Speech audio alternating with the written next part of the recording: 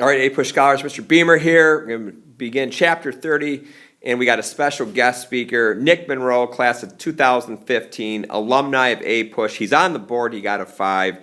He wants to share a few words about the Filipino Insurrection. How's it going, A-Push Scholars? Thank you, Mr. Beamer, for having me on your show today. I'm Nick Monroe, a proud Filipino American and amateur historian. I'm very happy you're learning about the Filipino Insurrection, and strongly believe everyone should learn about this awful, dark, forgotten time in American history. I wish everyone could be educated on the oppression of our little brown brothers, that they had to face such tough and grueling times.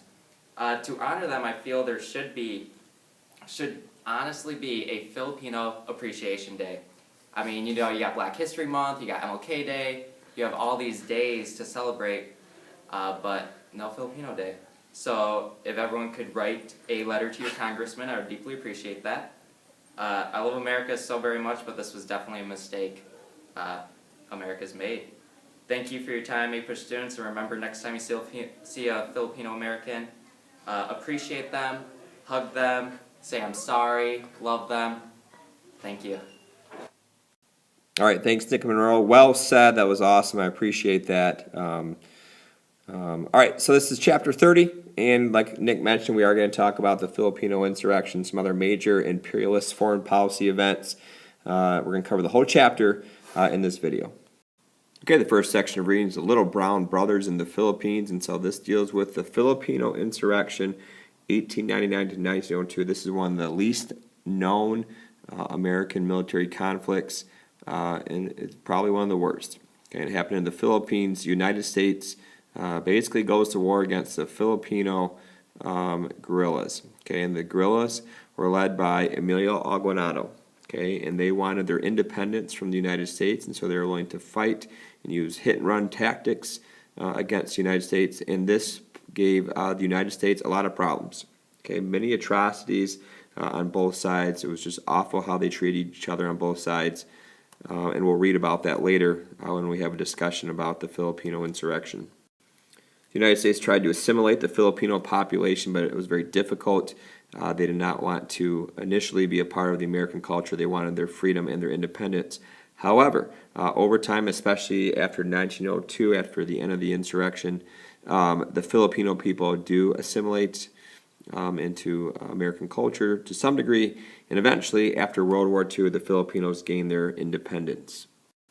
All right, here is a map of the Philippines, and so it's located in Southeast Asia, very close to China. It's in a lot of islands in the Philippine nation. And here's the leader of the insurrection, Emilio Aguinaldo. And I just put down here the casualties on both sides during the insurrection.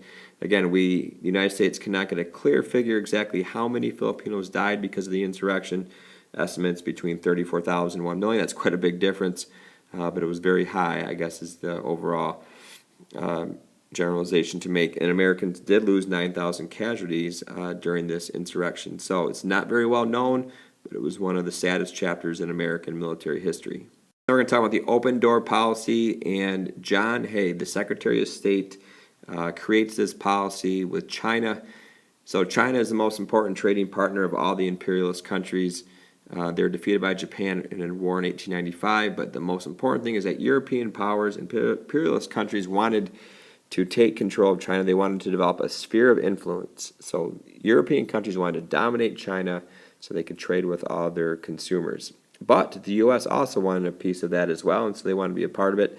So in response to the demand to trade with China, John Hay creates the open door policy. And basically this policy said that European nations need to have fair competition and allow China to be open to all nations. So anybody could trade with China. No one nation can dominate it. And the United States hoped this would happen because we felt that we'd have a better chance to trade with China and benefit the most because of our strong industry. We could talk about the Boxer Rebellion in 1900. It has nothing to do with boxing, but it's a sad event in A-Push. So in China, this is the setting of the Boxer Rebellion. Super patriotic Chinese called the Boxers started a rebellion against foreign intervention. Okay, and they take over the capital of Beijing. They take many foreigners hostage, and they murdered over 200 foreign missionaries and other whites. So the Box Rebellion murdered many people. It was just an awful event. And so in response, many nations come together to try to drive out the Boxers. And so this is a multi-nation force is brought in, and they finally do restore order in China. And the Box Rebellion is just a symbol of the Chinese, or some Chinese, not wanting foreign countries, imperialist countries, to tell them what to do. All right, the election of 1900, TR becomes the vice president for McKinley, who wins again for his second term in office. Republicans wanted Teddy Roosevelt as the vice president because he was becoming way too powerful. He's a pretty strong-willed individual. The Republicans felt they could not control him, so they gave TR the least powerful position in politics, the vice presidency. In this election, the Democrats nominate WJB again, and WJB again does not win. Okay, so McKinley wins the re-election, WJB loses, and he actually comes back again to run for a third time in 1908 and loses to Taft, make a connection to a three-time presidential loser from Kentucky, Henry Clay. All right, there they are in all their beauty, McKinley and WJB, and so this is a little bit more on the election of 1900. So McKinley benefited from the winning the Spanish-American War. Wartime presidents that are successful tend to get reelected. The economy was definitely improving. The Panic of 1893 was a distant memory. So Bryan tries to make imperialism the major topic. If you remember in 1896, the big topic was silver. Bryan, WJB, tried to switch that to foreign policy with imperialism. WJB was an anti-imperialist. He thought most Americans were on board. However, Americans did not support WJB. They voted for the prosperous economy, the winning president during the Spanish-American War. So McKinley does get reelected, and TR, his vice president, probably helps him get that nomination. TR, there he is. There we'll talk about him a lot. But anyway, 6 months after taking over, McKinley is assassinated in Buffalo, New York. And so now Teddy Roosevelt becomes the president after McKinley's assassination, and he promises to carry out McKinley's policies. TR was a brilliant politician, okay, and he was one of the best leaders in the presidency. And I would highlight this: he's probably the first modern president. He brought power. What does that mean? He brought power to the presidency. Before TR, most of the presidents were very weak, the forgotten presidents of the Gilded Age. Congress had most of the power, but TR brought the power back to the presidency and is considered the first modern president. Another term you might remember from 10th grade history is the bully pulpit, and that describes TR's presidency. The bully pulpit. TR was like a bully in many ways. He brought power to the presidency. He told people what to do, and they listened to him. All right, next section is called Columbia Blocks the Canal. All right, TR's biggest foreign policy event was the Panama Canal. I would definitely know that, getting the Panama Canal built. But TR had some initial problems building the Panama Canal because the area of Panama was controlled by Colombia. And I'll put up a map here in a second showing this. But TR had issues getting the canal built because of Colombia. So the U.S. wanted this canal through Central America because it would clearly save a ton of travel time and money going from the East Coast to the West Coast. And so they wanted this canal built. And so the United States actually negotiates a deal that's going to buy the canal rights, a 6-mile wide strip of land in Panama for $10 million. However, Colombia says no. Colombia's like, we are not going to give up Panama to the United States. We were going to give it to the highest bidder. And so Colombia was waiting to get even more money to allow some European or American power to come in and build the canal. So Colombia said no to Teddy Roosevelt. Bad idea. Right, Uncle Sam creates a puppet Panama. So the United States helps Panama get its independence from Colombia so the Panama Canal can be constructed. So let's look at the map here. Here is Panama. In 1904, Panama was a part of Colombia. So Colombia, this is actually Colombian territory. Panama was a part of it. But the United States government sent its Navy down to the Panama coast to help the Panamanians have a revolution. So Panama has a revolution against Colombia. They get their independence, their freedom, and now the Panamanians are going to let the United States build the Panama Canal going right through here, so the United States will be able to control the canal. The last bullet says TR does not actively assist Panama in the revolt. So he didn't send any soldiers into Panama to fight against Colombia, but TR does send the Navy down here to prevent Colombia from sending soldiers up the Panamanian coast. By 1904, the United States has control of the Panama Canal region, and so they can build the Panama Canal, and they do. So Teddy Roosevelt visits Panama 2 years later in 1906. He's actually the first president to leave America for foreign soil, and another symbol of him being the first modern president. 10 years later, after the first construction begins, in 1914, the canal is finished and opened at a cost of $400 million, one of the greatest accomplishments by man, especially in the early 20th century. It was completed early and under budget, so an amazing accomplishment for the United States and Teddy Roosevelt. But there's so much controversy about the Panama Canal being built because TR never asked Congress for the money. Congress controls the money in the United States. They appropriate money to build things. TR never asked Congress for it. He went ahead and got it built anyway. TR's famous quote is this: "I took the canal and let Congress debate. And while the debate goes on, the canal does also." So TR was very proud of his ability to make the canal get built without Congress. That is a powerful president. All right, here's a map that just shows the importance of the Panama Canal, and it's built right here on the Isthmus of Panama. And here is the east coast of the United States.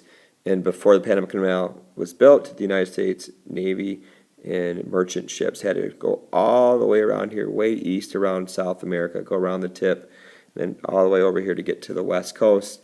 Now the canal is being built. We go straight south, go through the canal. It's going to save 9,000 miles in travel time.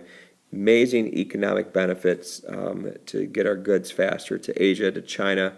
And also it's going to be huge during World War II for our military because we're going to construct pretty much all our ships on the East Coast.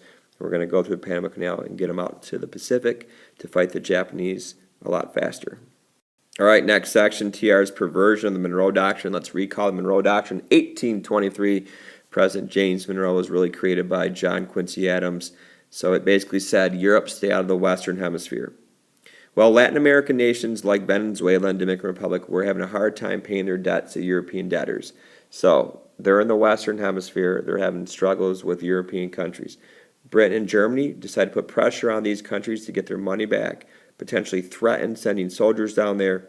And TR feared that if European powers interfered in Americas to collect the debts, they might stay there. That violates the Monroe Doctrine. He's nervous about that. So TR in 1904, and I don't have this down, so you may want to write down the year 1904, he issues the Roosevelt Corollary to Monroe Doctrine.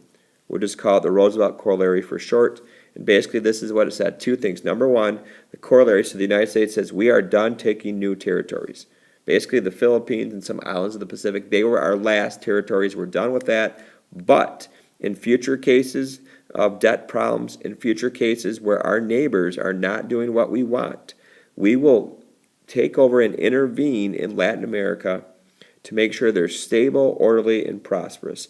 So these Latin American countries in Central and South America, they're not going to become our territories, but we are going to go in there if they're not doing what we want. Okay, and so this gave the United States a more powerful role in Latin America, and obviously Latin America was not too fond of TR's Roosevelt Corollary. Okay, so here's a visual of Roosevelt's Corollary, and you got TR right here, and he is like kind of walking through the Caribbean. This represents Latin America. You got some of these different islands, Cuba, Santo Domingo, Mexico, and so on, and TR's walking around there. He's walking in a circle, and behind him is the Great Navy. Okay, so TR's famous quote, speak softly and carry a big stick.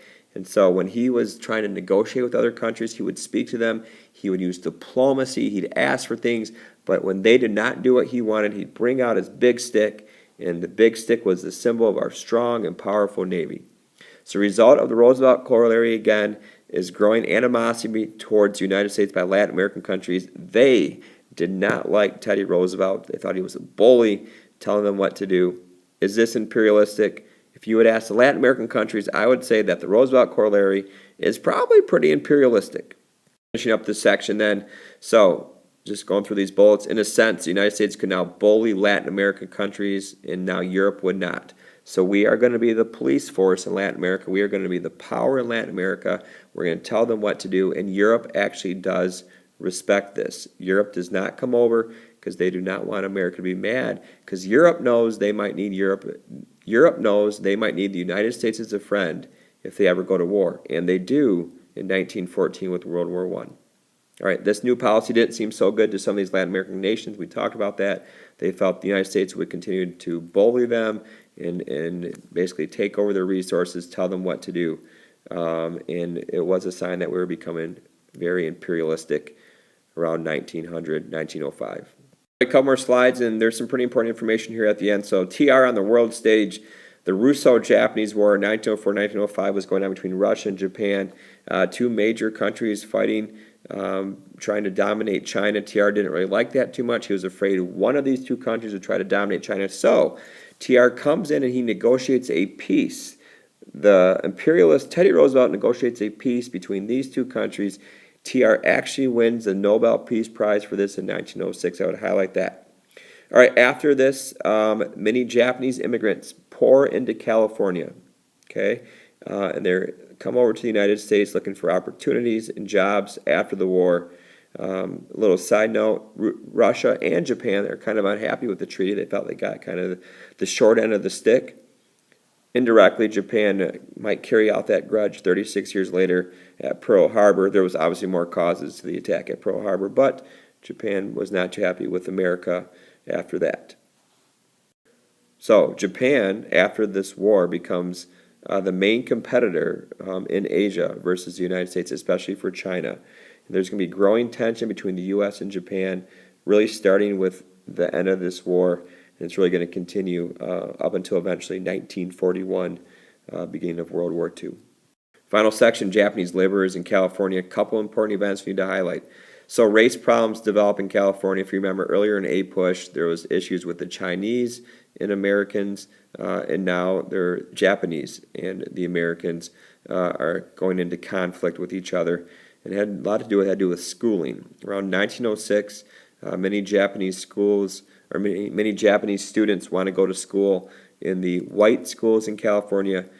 California basically decides to send the Japanese to a special school. So this is segregation out in California going on now, saying the Japanese cannot go to the normal American school. Well, Japan is getting very upset. The country of Japan is actually upset about this, and so they are mad and they want TR to do something about this. So this prompts TR to create the Gentleman's Agreement. Highlight this. The Gentleman's Agreement, 1907, TR in Japan. California agrees to allow the Japanese students to go to the American schools, so they repeal their special school law. But on the flip side, Japan promised to stop the flow of Japanese laborers. So they're going to stop Japanese from coming to America to work. And so this is a gentleman's agreement. California will allow the Japanese to go to the American schools. Japan will limit the amount of Japanese coming to America. Finally, last thing, highlight this, the Great White Fleet, 1907. TR sends this sign of American naval strength. The Great White Fleet is a bunch of American battleships and other big ships that go around the world to show the world the dominance of the United States Navy, not to mess with us. We are an imperialist country and a world power.